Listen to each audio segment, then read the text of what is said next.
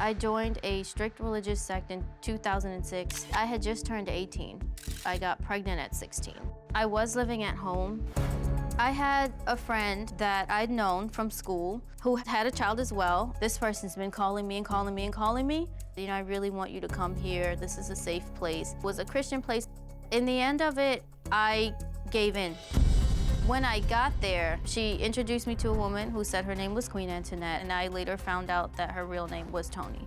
When I met her, her intake process was like a screening for vulnerability. How hurt are you? How much will you believe? She took in a bunch of teenagers and their babies. And the way that it was put to me was just take this time, be here with your son and just be his mom. You don't have to worry about clothes, food, anything. At the time, I'd just gotten there. So my family was looking for me. And so in order to protect me, I needed to always have someone with me. I'm not allowed to go out by myself.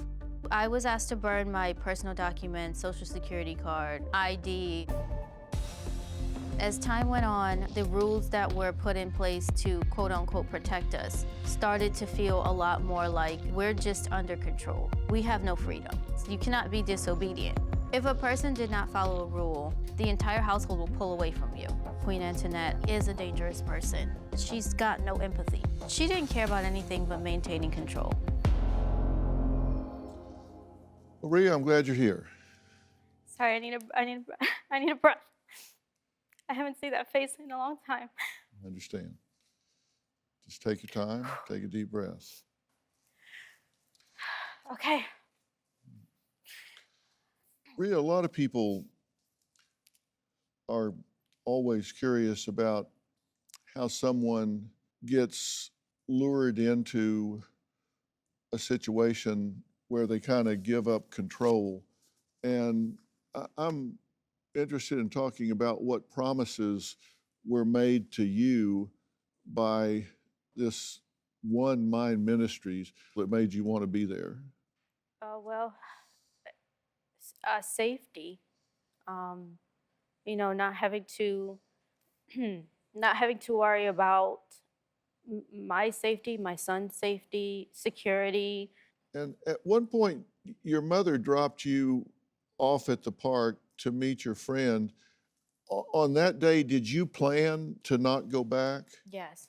So, but your mother didn't know that. She did not. So you took some essentials with you and went to the park. And, Yes. And was that a difficult decision to make?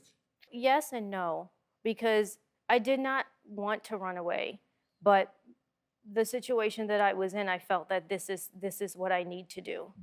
Because at home, where you had been, you actually worried about your safety, your child's safety. Yes, I dealt with a lot of things for a while, and one of the things that I feared the most was that once I had my son, that it would spread to him.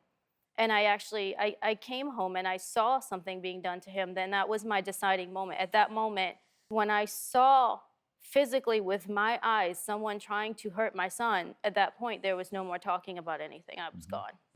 So you wanted to be safe and you wanted to live a better Christian life. But there were a lot of rules. You know, you're not allowed to be by yourself, which at first was for our safety. You don't go out because people are looking for you, and you don't want to go back to where you ran away from, so we keep you safe in that way.